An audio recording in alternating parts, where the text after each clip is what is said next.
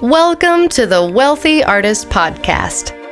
And I'm your host, Sarah Clanton. And I'm Wilson Harwood. And we're talking about how to develop your wealth, enjoy financial freedom, enjoy artistic freedom, and live the life you've always imagined. Yay! Welcome to the Wealthy Artist Podcast. Ah! Hooray! Hooray! You've got your pals Sarah and Wilson here. But today on the show, we have a very special guest, all the way from Austin, Texas, but virtually. It's Miss Rebecca Loebe. Welcome to the show. Hello. Yay! We're on YouTube now, so you can watch along on the YouTubes. If you're listening on a podcast, you can also find us on YouTube. But so you can see Rebecca's beautiful shining face, hear her lovely voice. Thank you for joining us today. We're talking to independent artists who have just had incredible journeys. And Rebecca, you totally have had an amazing journey. You're an incredible human and just doing things your way. We're excited to talk to you today. Thanks. I'm really, really excited to talk to you. Oh, yay. And it was fun to be on your show too. Rebecca has a YouTube show. She does all kinds of cool things. I do. I've been doing a YouTube series since August. That's just little episodes all about what goes on behind the scenes in the lives of independent musicians. I love it. Oh, so cool. I love it. I do love that. Yeah, so you're a seasoned pro with this whole podcasting thing. I've got 3 whole months of experience. I have exactly 1 season of experience. Yeah, how long is a season on a podcast? I don't even know. Is there like a rule for a length of season for a podcast? There are no rules, man. It's Wild West. I love it. Do whatever you want. I think. Awesome. Very cool. Well, Wilson he's new to your music. I love that. I was like, have you heard of Rebecca Loebe? We're going to have her on the show. She's so great. And yeah, I guess tell us a little bit about yourself, where maybe you got your start, because you actually, and I don't know all the details, I mean, of course not, we're kind of newish friends, and though I know I've seen you at like folk alliances probably for years, you got started as a sound engineer, correct? I did, yeah. Awesome. Well, as a teenager, I was writing and singing just horrible teenage folk songs, and knew that I wanted to pursue some kind of career in music. I did, I saw myself as a performer and, getting signed to a record deal when I was like 18, like Fiona Apple. That's how I thought I was going to go. And I watched a lot of VH1 Behind the Music, and I saw all of these horrible stories about musicians having their sound manipulated by evil producers in the recording studio. And I thought, well, that's not going to happen to me. I'm going to learn what all those buttons do. So I went to music college and got a degree in audio engineering. I went to Berklee College of Music in Boston and majored in their music production and engineering department. And my thought was that it would either help me in my career as an artist to have that knowledge and education, or it would be a good fallback career if artisting didn't work out. I could work as an audio tech. So, I was 16, I think, when I was making this big plan. And, no one told me at 16 that sound engineering is the kind of job for which one needs a backup plan. But that's fine. It all worked out. So yeah, I went to school for audio engineering. I got totally immersed in the technical stuff and in the engineering department. I loved it. I really dove in head first, and kind of forgot about music for a little while. Like I just really visualized myself as graduating and working professionally as a recording studio engineer, and just that being my life. And right before I graduated, I had this one teacher in MP&E who was a real mentor to me. And I told him, my plan. And he said, well, I guess you could do that, but I've always thought you'd be happier doing something more creative. And when he said that, it was just like a bucket of ice had been poured over my head. And I was like, oh yeah, he's right. I want to be a singer-songwriter. And from that moment, I've had real clarity of purpose. Wow. Yeah, and I got a job the summer after graduation. I was very lucky. I got hired to be a Pro Tools editor and a session engineer at a recording studio in Boston, doing very boring, very dry engineering work, like books on tape, narration, school curriculums, one kind of spicy Victorian romance novel series. That was fun. You got to read this stuff out loud? No. I was editing. I was recording and editing. I know why. Yeah, no. I don't know why my brain went there. Oh, cool. Every now and then we would need an extra voice actor, and one of us would pop in and voice something, or and I got I also did some singing there, and they hired me separately for that, where I would like for the social science curriculum. This is very fascinating.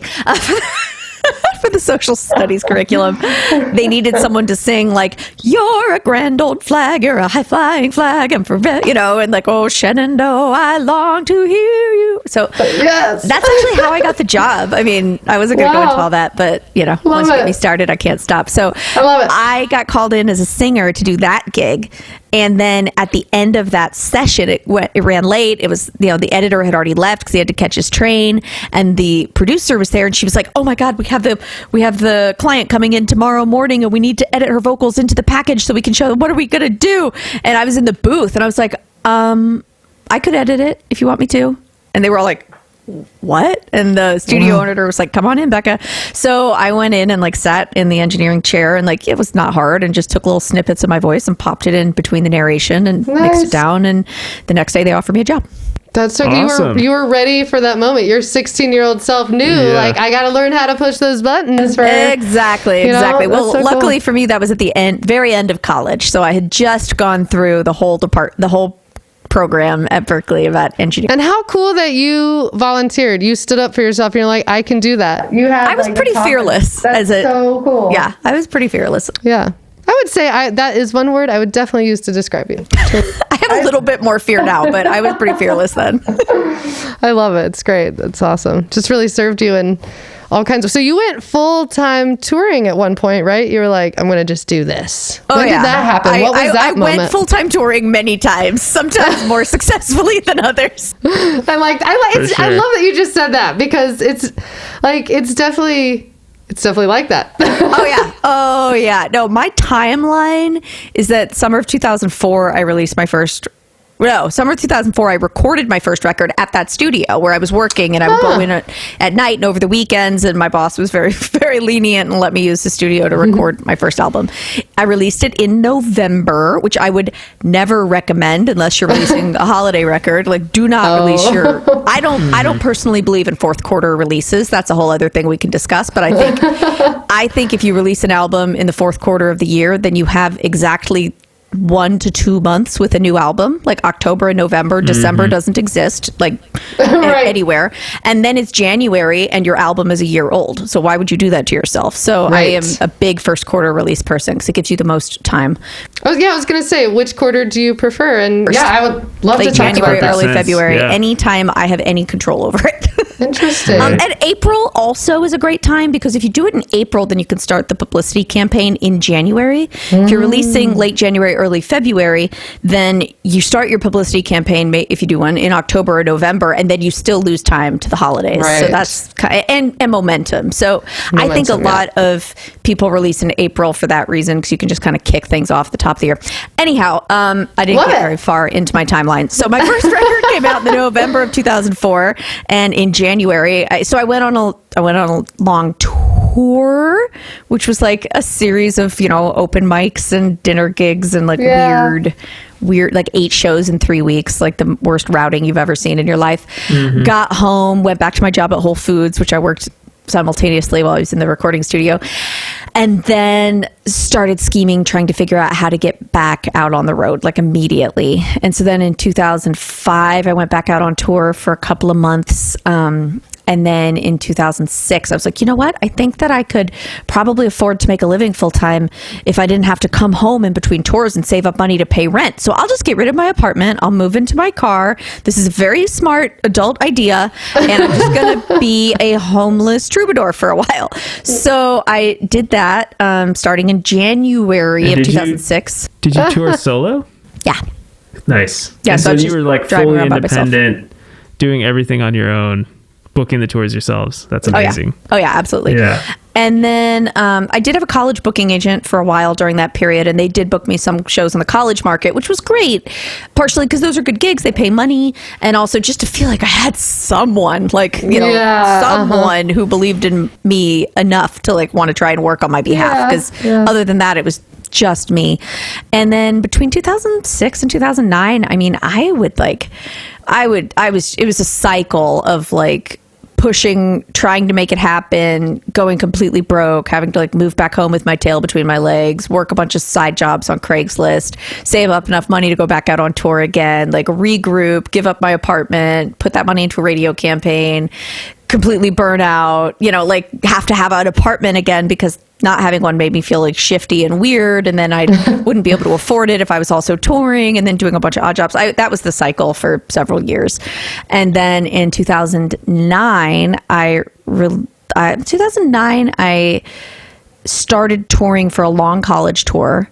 And then it just kind of kept going. And then in early 2010, I released my record Mystery Prize. I had saved up money for a radio campaign. I had once again given up my apartment. And that was like a 3-month tour that turned into 6 months. It turned into 9 months. And I didn't really settle down again until 2011 when I got an apartment in Austin. And around then I was like, wait a minute, I haven't done any of my weird odd jobs in like a year and a half. Like I think I'm a full-time musician. And that's how it's been ever since. Yeah, so you kind of came to this like realization. You're like, oh, I'm full time. That's like I'm kind of the way full-time it has and I to live be. in Austin. Yeah, That's it's so amazing. What happened? I love you just decide to do it. Yeah, I think it's just one thing I'm so curious about is, do you think you were in the audio engineering program? So I'm not sure how much experience you got, but just being in Berkeley, maybe it helped. But how did you learn how to do all that stuff so young and like hit the ground running? Or did you were like, I just know this is what I need to do, and you figured it out as you went along? That 100% that. And I could have saved myself so many years of trial and error if I had just done a bit more research. Right. Maybe I had some mentors, and everything that I did learn from my mentors was really useful. But I think that if I had perhaps, I don't know, gone on tour with someone else before I just made up what a tour was for myself, it would have saved me a lot. Because, if I had to do again, or if I was giving my young self advice, I would say like try and find like a more established singer-songwriter who will let you tail them for like a week or two on tour. Like don't try and get into their car. They don't know you. They don't owe you anything. Like if they want you to help drive, sure. But otherwise just like offer to go to their shows, sell their merch for free, and learn everything you can just for like a week or two. Like, oh, and not even play with them. Like you're just saying, not even learn. play. Just observe how a tour operates. Oh my gosh, Wow, I've learned that's genius. so much from I've doing never just heard that. Yeah. Well, here in Nat, I've never done it that way, but I think that the places where I was like, where I saw I myself needed more growth was when I had the opportunity to like just see what it was like to tour a mile in another artist's shoes, helping with merch or whatever else, being a side person. Just, oh, what's it like to have a team, or what? You just don't know what you're going to learn. It's very expensive. That's so humbling too. Like it's so, that's so like humbling. the real honest advice that people are like, ooh, that's not sexy. I don't know if I want to do that. No, Yeah. like, if you don't want to do that, then you don't want to be on tour. Exactly. Exactly. Yeah. I'm like, ooh, that sounds like fun.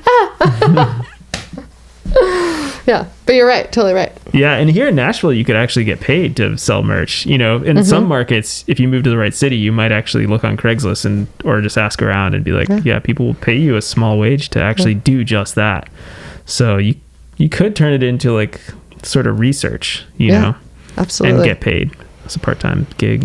Yeah, That's amazing advice. Yeah, totally. Well, what is one of the weirdest jobs you've ever had? I know you've done a YouTube about this, but like maybe what's like the weirdest? Yeah, I did recently do a YouTube video all about like the 16 jobs I had before I became a full-time musician. And it really caused me to do some like deep diving. The weirdest ones were like the weird Craigslist job phase. I sold beer at a football game where, you know, like an NFL game, and I showed up and they made me wear like a black and white striped referee jersey and gave me a giant cooler and filled it with ice and beer and put a strap around my neck, and I just started walking up and down the stadium stairs selling beer, and people would be like, this beer isn't cold enough, and I'm like, do you know how heavy ice is? Like and the ice thing is like a mile away. I'm not gonna walk back there. Like, just drink your warm beer. Shut up. Drink your $7 warm beer. And I mean, I learned that the people who sell those beers, they get paid on commission, and that's it. Commission and tips. Wow. And at the end of the day, I had to pay for my jersey. That ugly jersey got taken out of my commission and tips. So I made like $18 or something. It was bonkers. Yeah, it was really crazy, but it was interesting. Yeah, for sure. Oh my gosh. That's amazing. Well, so like you've come so far from where you began there with like selling beer and obviously touring and all that stuff. And I want to dive like a little bit more in so our listeners know kind of how you did it. And the beautiful thing that we found with interviewing so many artists is like it's a mixture of grit and talent and then also just this crazy luck, right? That like always kind of happens, like with saying, although for you it was luck, but it was also like you being like, hey, I can edit, and then you got a job, which then led to like other Like you were things. ready for the moment. Yeah, exactly. But right now you just came out, or actually it was in 2019, right? You came out with your album Give Up Your Ghosts, which is incredible. I was Love listening the to album it. art too. Yeah, it sounds so good. The producer you met, Will Robertson, he's amazing Yeah, it sounds incredible. with guiding the sound. I mean, just listening to it, I was like, okay, you We got will an link incredible... that album here. Please in do. the show I've notes been here. working Super with good. Will Robertson. I've always called him my secret weapon. I've been working with him pretty consistently since 2004. We met when I was just out of Berkeley. In fact, we met while I was still in Berkeley, and he was about to move to Atlanta. And that teacher of ours, who was a mentor to him and to me, recommended we get together for lunch so that I could tell Will like tips about living in Atlanta, because that's where I had come from. But of course, I graduated high school early. I was 16 when I graduated and moved away 2 weeks after I turned 17. So I did not know where like an adult married man would like buy a house, or like what school districts were good, or like what bars were cool. I'd not been to a bar. And I saw Will's face at this lunch. He's so sweet and tactful, and he's just a few years older than me, but he was like already married and seemed like very mature. So we were having lunch and I saw him like, oh, she has no information for me. He just like instantly like that clicked into place. He shifted gears. We just had a great conversation about like music and art and engineering and whatnot. And then I didn't think anything else of it. And then a year or two later, I was out of school and working on my first record, and I was producing it, but I did not like the experience of self-producing. So I wanted someone to help me co-produce or vocal produce to get it kind of over the finish line. And I was like, what about that guy Will? I had a real good vibe from him, and he's in Atlanta, which is where I grew up and where my family is. So I reached out and he was available, and he helped me get that record done. I'm not very proud of that effort because I was so young. It's all these songs I wrote when I was a teenager. But, everybody has to have their first record, and he definitely improved upon it. And he has been either an engineer or player on like 6 of the 7 projects I've done since then. Wow, like I work with him cool. a lot, and like anytime I have like a live experience, like if I did a live tour for a record for a label in Virginia, and I was like, I need Will on that tour with me because he grounds me. I feel like I'm a better musician when I'm with him. And he doesn't take on a ton of projects because he has a lot of things he does. He teaches for Berkeley online, and he has kids, and he's like a present, cool dad. But he always, he's done all these records for me. And this year, the reason I'm telling you this is because I'm so excited that I want to brag about him. He mixed Ruthie Foster's most recent record. She's a really badass blues artist from Austin, and it just got nominated for a Grammy. So he's now Grammy nominated. Cool. And That is so cool. So proud of him. So he's my secret weapon, but the secret's That's out. amazing. I love it. Yeah. But I love that you have, that's so special, like to have a producer artist relationship that is so long. It's like, some bands don't even last that long. To have a producer artist relationship, I think that's super cool. Yeah. Cool. He's great. I will continue working with him, I think, forever. I love him. That's Nice. awesome. Yeah. That's cool. And you're both evolving, and he gets your sound and stuff, sounds like, so that's cool. Yeah. Well, it really does sound Give amazing. Up Your Ghosts was the first record I put out on a label. I got signed to a label in Houston called Blue Corn Music, and that was just completely by chance, and I wasn't at all looking for a record deal. I didn't think they still existed, honestly, and I wasn't pitching or anything, but I had just released my record Blink, which I was so proud of. I'd put so much into it. Money and songs that really meant a lot to me, and really worked my ass off to get like a great band together for it. And it went out, and it just like, I put all the money into the album, so I had nothing for promotion, like barely could string together a radio campaign.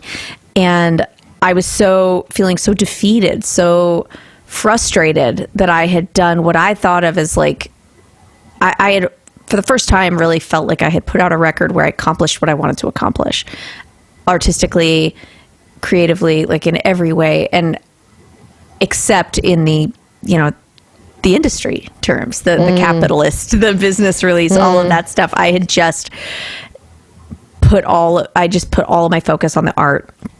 And when it came time to release it, I just did the best I could with what I had, which wasn't much. And it was I was just feeling very frustrated.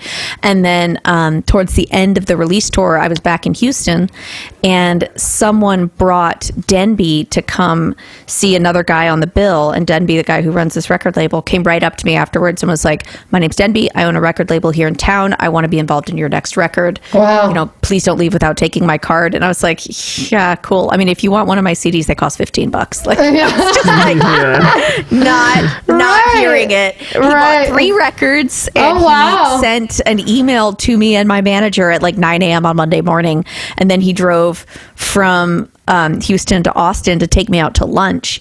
And at lunch, he was telling me about his label and about his artists, and he's he releases records for Ruthie Foster, who I just mentioned, this blues artist, and she'd been nominated for several Grammys and like all of these things that have happened, and talking about the terms of his deals. And I was like, oh shit, I think this guy's serious. Like, he wants to sign me to a record deal. And then I went from being like very like nonchalant, like kind of detached, to being so like in a moment, in an instant at this lunch. I went from like this like aloof, nonchalant thing to like panicked, like sweaty palm, like dry mouth, like so nervous. So anyhow, he probably thought I was schizophrenic, but it's fine. It all worked out. Oh man, that's so funny. You said, you put your focus on the art and really bringing forth what it was you wanted to do, and how like the magic of that, how just by doing and acting, like you never know what magic you're going to churn up. So keep creating, Well, that's the thing, is that he really connected with the record blink. And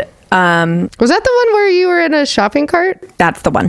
There's a black and white photo of me chilling in I a love shopping that. cart. That was the 3rd photo shoot we did for the album cover photos. I'd hired like really nice, like high-end portrait photographers and tried to get like a really striking kind of iconic shot of myself, and nothing was working, and I was really annoyed. And so then a friend of mine who shoots on film, she shoots like exclusively on 35 millimeter film.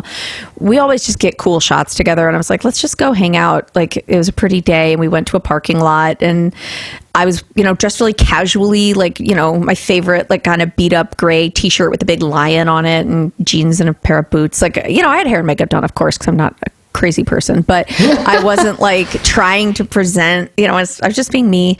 And we were just goofing around, and there was this abandoned shopping cart, and I started climbing around in it. And I was actually sitting there, like, just waiting for her to be ready to get her film changed. And she started taking pictures of me just like relaxing. And that's of course the shot that ended up on the cover of the record. Love it. It's so funny. Super That's cool. the most memorable one in my mind of yours. That's just so funny. That's interesting.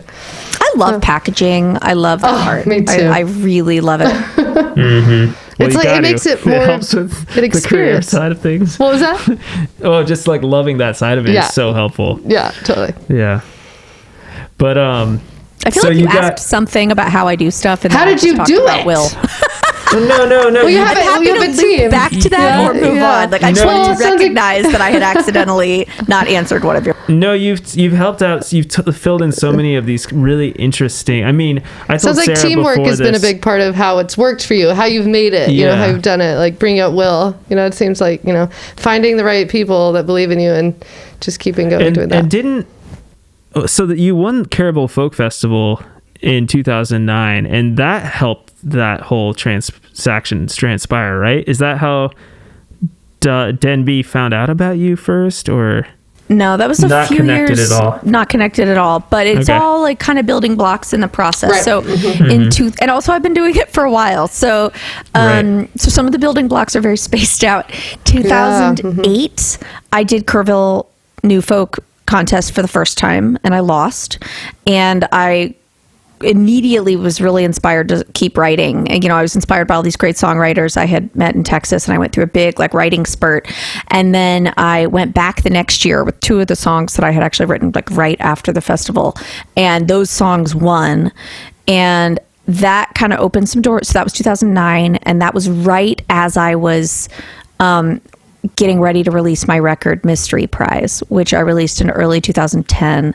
And I had been saving up money for a radio campaign, and like just sort of taken everything I had learned between 2004 and 2010. Like I went to tons of conferences. Like I went to Folk Alliance. I went to the ASCAP conference in LA. I went to some like weird little one-off CD baby conferences. There was the Atlantis Music Conference in Atlanta that I don't know if that exists anymore, but I just went to tons of music conferences for years, taking notes about strategy and, collecting ideas for releasing an album. And I ended up putting that all into the record Mystery Prize. And, I just tried to have the most interesting album art possible. I actually, the first 2,000 copies of that record had a hand-folded cootie catcher, those little fortune tellers. Yeah. A hand-folded cootie catcher that had all of the album credits on it. Oh, that's awesome. And I got my friends to help me fold them, and we sent them to the plant, and they put them inside of each record. Oh, wow. And that was something, an idea I'd gotten at a conference talking about the importance of making physical records worth buying. Mm-hmm. And just all that kind of stuff, radio campaign, blah, blah, blah.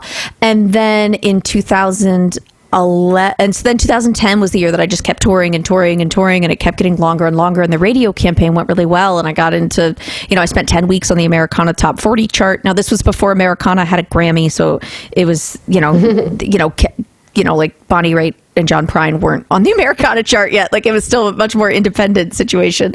So I can't it's not as big a deal as it would be if it was today, but it was still exciting still at that point. deal. Still a huge deal. That's so exciting. You're right. It is. So then, so that was just all kind of like momentum building, a lot of the radio promoters who got my record through that campaign then invited me to do shows at their stations, which then were ticketed. And, I started building in various cities.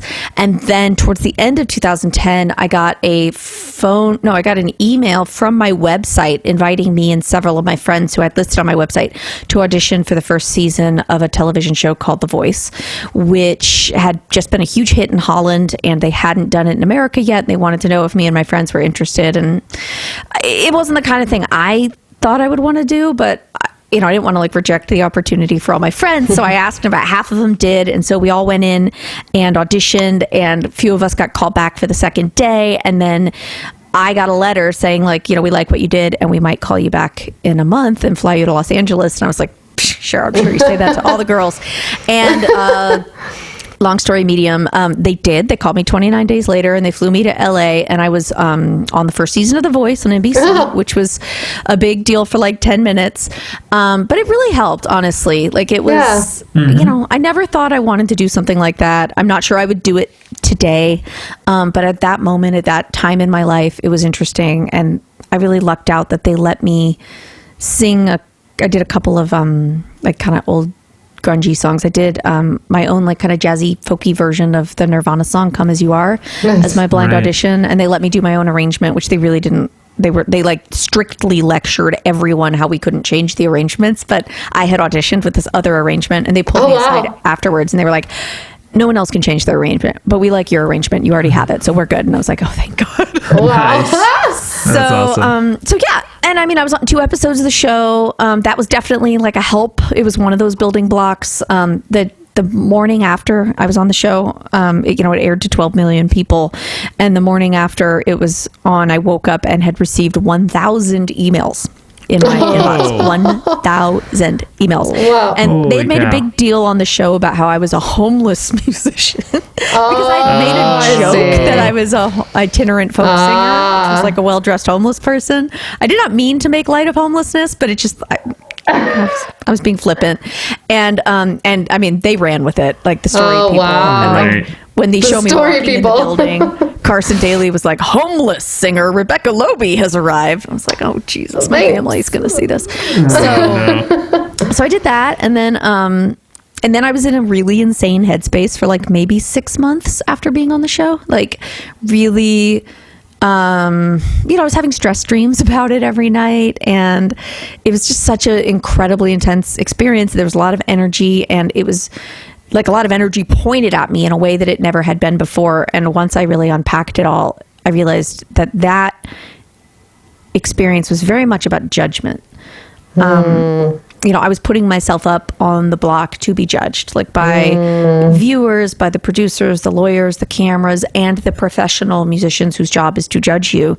And the upshot of it is that as soon as I got out of there, every show that I have played since then has just been a joy. Like just, I love that. it's like some veil that was in between me and the audience, some like invisible barrier was just removed because in that really terrifying, slightly traumatic experience of performing on that show, I learned what it felt like to be judged. And I learned that my audience, when I play a show,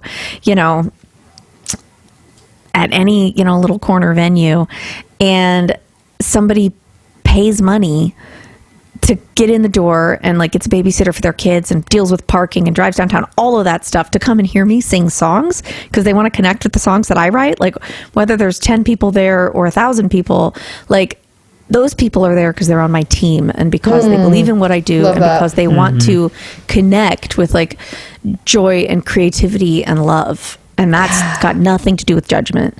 And that was I would do the show again just to learn that lesson because so I think it would have taken me years of experience to get to that point, or maybe I never would have gotten there. I don't know.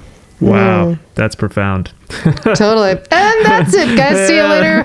See you next week. We have the mic drop moment. No, that was so awesome. Because, like we talked about this on your YouTube show a little bit, like your disaster moments and how what can you get out of your disaster moments in life, and how can you alchemize it to, keep living, doing your thing. And everything is a lesson, I really think. So, and I just think it's cool, so cool you walked away from that with that. Words. Derp, derp, derp. Yeah. Everything you've said, you say it so you say it so nonchalantly, but it's so true that like you've had so many amazing building blocks. And I'm like, this interview, I hope people are taking notes because like everything you've done along the way. And they're far apart building blocks. So yeah, far apart building blocks. And it's like such a amazing career of just like how mindset, like I'm pulling out these things being like, oh yeah, going to those conferences, super smart. Like the perseverance to like tour and just like push through things, create super community. Smart. Like, a lot of these attributes that I think are what make artists successful are these little details that you have to kind of like read between the lines when you're like talking about your history. And I'm looking at it like, this is amazing. Like, this is so incredible. Like saying yes to The Voice, for example, and not, just push it away for some reason. I was scared because at that point, the only foothold I had was in the folk world. I had just had that record that did pretty well on the Americana radio chart, and I was starting to consistently go to the Folk Alliance conference, and I had one new folk. Like, those are my big building blocks, and they were all very, very folky, and I was so scared that I would be judged or rejected by the folk music community for participating in something as cheesy as The Voice, for participating in a network television reality singing competition show, because at that point nobody knew what The Voice was. And the night that the first commercial aired, and my phone started ringing off the hook. It was like, and people were so excited. And I actually went off of Facebook around then. I shut down my personal page because I wanted all the new traffic when the show aired to go to my business page. Brilliant. So I didn't even see it, but my friend Raina would be like, have you seen Facebook? Everyone's freaking out. Like, she said that for like a week straight, her Facebook was just like Rebecca Loebe book, because all of the folk music, promoters and fans and people were just so excited, I think, to see one of their own represented on national TV. And that was really special to me too, that they accepted me to the point, not only did they not reject me, but they felt represented by me on this national stage. I mean, I don't think about that time a lot, but that part of it really does make me feel very... So cool. Mm-hmm. I love that. Yeah, that is so amazing. I know, and it's funny, just like both of us know the folk world so much. Yeah, and I can totally see how you would think that they would reject you, but of course, no. Oh, I think we get that. Yeah, I think we get that fear, even outside of music and other things. If we make this decision, what will someone think? If I make this decision, what will someone think? And it's so easy to get caught up in those stories, and just to stay true to like what your purpose is. And like, it has taken years to do all this, and it does take years to do all these things, but just knowing that by keeping on in that focus, just like we were talking about in our episode about Essentialism, the book by Greg McKeown. We're still working on that. Just the energy that is in focus, and instead of choosing to do a million different things, choosing to do one, and just keep going doing that, because it does build. And it's really hard sometimes, I think, when we're in it, to see our own progress, and it's easy to get caught in comparison land. But it is a long journey, and we each have our own story. Yeah.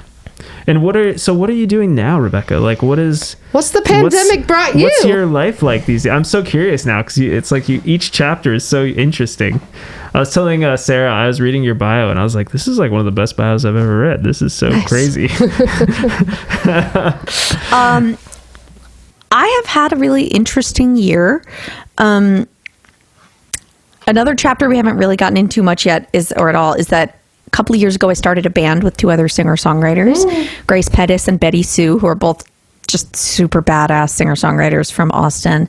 And we went on one tour in the spring of 2018, like a package tour, but we ended up getting offered a record deal as a band. Oh my gosh. It was just like it was crazy. And it happened really fast. And then, because we started writing together, and the songs we write together, because we're all very picky and all very different, and it's very consensus driven. So the songs are tight and fun, and it's sort of like a fun project to like blow off steam from like our, kind of sad solo singer-songwriter songs. So that project kind of started moving pretty quick in 2018 and 19. And we were just finished our first full-length album as a group. All the songs are co-written. But it was supposed to come out in the July of 2020. And obviously, some people still released records, but early on in the pandemic shutdown, we were just starting to ramp up for this release and didn't realize how long the shutdown would last. If I had it to do over, maybe I would have just released it during pandemic. I don't know. But we made the decision to postpone, and the label, was very involved in that decision. And we postponed twice. We first postponed to February. And then when it became clear February wasn't going to be an option, we postponed again to July. So that record's now coming out in the July of 2021. But that meant that like my whole calendar, basically from July on, we had a ton of tour dates. I canceled a big tour in the UK that was going to be my last run of solo shows, and then I was going to be doing Nobody's Girl stuff for the rest of the year, and that all got canceled. So I decided early on in the pandemic, I've seen people approach this two ways. I've seen some people who like to make plans hoping that those plans are going to happen, like the optimism of that and the act of planning and thinking that something might happen, like brings them a lot of joy. So they'll, start working on a new tour, even if they're not quite sure things are going to be open yet, or non-musician friends of mine are like booking vacations for, early January, and they'll decide in mid-December if it doesn't look safe anymore.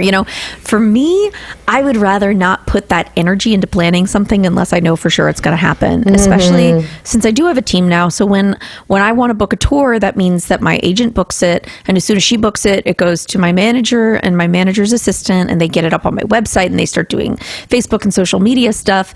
And then, I try and work with promoters when I can, or publicists, social media promoters, whatever, like all of those people doing work to support those dates. And I don't want to have it hanging over my head between now and, some designated stop date 6 weeks out, that like those things might not happen. Plus, I think that different people take this different degrees of seriously. I think the musicians I know all take it pretty seriously, because it's our job involves asking people to congregate in groups in public. Yeah. And no judgment on anyone else's choices, but I think it's a no-brainer that I'm not going to ask people to congregate until doing so is not threatening someone's life. Like, I totally just can't. Yeah. I cannot do that. I could not sleep with that. I have no interest in it. Yeah. My music is not that important. Like, I just, it's a no. So between the not wanting to plan things that might not happen and the being completely unwilling to tour while it poses a threat to the health of my audience, many of whom are on the older side of the spectrum, I decided early on and told everyone I work with that I won't be booking tour dates until it's actually safe to to perform tour dates. So Correct, I don't want yeah, to keep totally. guessing when it might be safe. Once it seems like it's safe to go out and feel play ya. shows, then I will start booking shows. And then that frees my brain up in between now and then to focus on other things. So what I've been focusing on is this YouTube series that I started that's all about what goes on behind the scenes in the lives of musicians. And honestly, that's been a huge creative outlet for me. And it's been great for the type A part of my personality that always wants to be like doing and churning and creating and participating. And it's been That's why we're social. here. Yeah, I can like talk to people, you know, when I'm putting the shows together. And I always have like 3 different episodes that are at some phase of creation. You know, it's either being written, being planned, have been done the interview, it's being edited, you know, so that's given me plenty to do that brings me a lot of purpose and has been really exciting. Luckily, I am like you on Patreon, and I've been able to sort of fund it through that, which has been great. I've managed to increase my output to Patreon, which has been great. I've been making some space to write songs. I haven't been writing a lot of music. I've been having a lot of little ideas, but not really fleshing anything out. But I'm just trying to be patient. And then mostly what I've been focused on during this time has been kind of rebuilding myself, I think is the best way to put it. Because after 14 years of touring and pushing myself just a little harder each year, you know, like just trying to do a little bit more and get a little bit more out of my time and push my body just a little bit further to the extreme. I was pretty crispy. And I sort of That's didn't a great word for it. realize how bad it had gotten until it was too late. And honestly, for me, right before the pandemic started, I realized that I was in a bad space. And I was like, I was talking to my friend Will Robertson, this producer, and then we were catching up, and I was having trouble singing. I was dealing with chronic laryngitis. I couldn't get through a rehearsal. And I was telling him about, you know, how I had been and what my schedule had been like lately, you know, balancing solo stuff and my band. And I saw the look of concern on his face. Like he was so worried about me that I saw in his face reflected back like the state I was in. And I was like, I need a break. And so I was working to try and cancel as much as I could cancel, like any voluntary, like absolutely required events in March and early April. I was trying to get out of so that I could spend some time at home. So the pandemic came along, and it was, I don't want to say good timing because I really wish it wasn't happening, but I knew that I needed to use that time. I knew what I needed to use that time for, I guess is the best way to put it.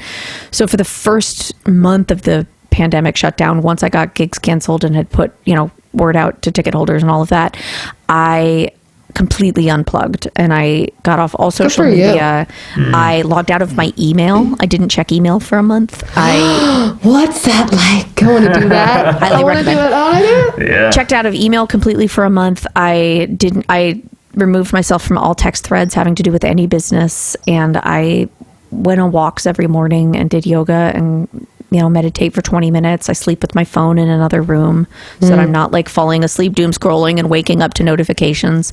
And I've just really been focusing on trying to like repair myself, and that part has been good. It takes a lot of time. It does. Yeah. It really, really does. Yep. I can completely identify with that. Awesome that you've come to that conclusion that this time is best for that. I think a lot of people are realizing that. And hopefully we'll all come out healthier on the other end. Yeah, it is an opportunity for us to rest if we take it. You know, it's like we can, everything's a choice. Totally. And it's hard to rest if you're not used to it actually being a practice. So like, it's kind of a great gift that's like, all right, I have the time to focus on this new habit of like rest. What's that about? I haven't felt this vocally rested in years. Like as a singer, you know, like I go to bed, you guys, I go to bed at 10 p.m. That's these amazing. days. That's great. And I wake up without an alarm. That's the best part. I wake up without an alarm by like 7 in the morning. I'm like, what is this? Like, but it's nice to be rested. So that's really cool. Yay, rest. So awesome. Self-care. Yeah. We highly recommend it. It is the bedrock of all of this stuff we talk about. So it really is. Totally. It comes really before is. everything So, else, even though it's not hitting the major points. Yeah, maybe not as sexy to talk about as like business and touring and things like that. Yeah. But anyways, this has been amazing, Rebecca. Totally amazing. And, You're amazing. Yes. You guys are amazing. Oh, yeah. We're working on our Terry Gross interviewing skills, so thank you very much. She's my idol. Yeah, no, this has been so amazing. And I know I've learned a ton. I've gotten to know you better, which is amazing. So I hope our guests have also learned a lot and kind of taken some tidbits. And where can they reach you? How can they learn more about your music, your podcast / what is it, a YouTube thing or is it a podcast? It's a YouTube series. It's an YouTube unbranded YouTube series. It's just under my name. Cool. It's just, my name is Rebecca Loebe. I'm sure that'll be somewhere for you to see. Oh, everywhere. Everywhere. Loebe is my last It'll name. flash across the screen constantly. Boom, boom, boom. And you can find me, pretty much everywhere on social media. I'm pretty active on Twitter and Facebook and Instagram. And all of that's just at Rebecca Loebe. I've got my website. If you are currently on YouTube, watching this on YouTube, please do just head right over to my YouTube channel and subscribe. It really substantively helps. I mean, I assume you're already subscribed to The Wealthy Artist. So subscribe to them, subscribe to me. Do you want me to do your like and subscribe pitch for you? Yeah. Okay, so if you could just take a quick moment, please, if you have enjoyed this episode, subscribe to The Wealthy Artist and make sure to click like and comment, because all of that communicates to the overlords at Google and YouTube that you are enjoying this program. And the more people tell the overlords that the program is enjoyable, the higher it will rank in the alligator rhythm. And the higher that it ranks in the alligator rhythm, the more people will see it and the more new fans they'll make. So, it takes you 1 second. Go ahead. You've probably already been able to do it in the amount of time I've been making this pitch. But if you need another second, I will also tell you to go over and do those things on my page too, because I also want to impress the alligator rhythm. Thank you. Man, in 3 months, I think you are a professional. This is amazing. Thanks so much, everybody, for doing that. Thank you. Yeah, thank you for everything. It's great. Man, the It's alligator rhythm. Oh. Yeah. Well, if you enjoyed this, you all are going to love listening to Rebecca's music. It is just epic. So good. It's so great. good. And, check out Will, too. Check out Will Robertson. Sounds like a great guy. As a producer, man, you want to find the good producers, so blow up his phone. Probably does. He doesn't want that. Don't do that. Oh, yeah, this has been wonderful, Rebecca. Thank you so much. Thank you guys so Awesome. much for having me. This was a real joy. Awesome. Well, check right. us out every Monday at the Wealthy Artist Podcast, and we'll see you all next time. See you later.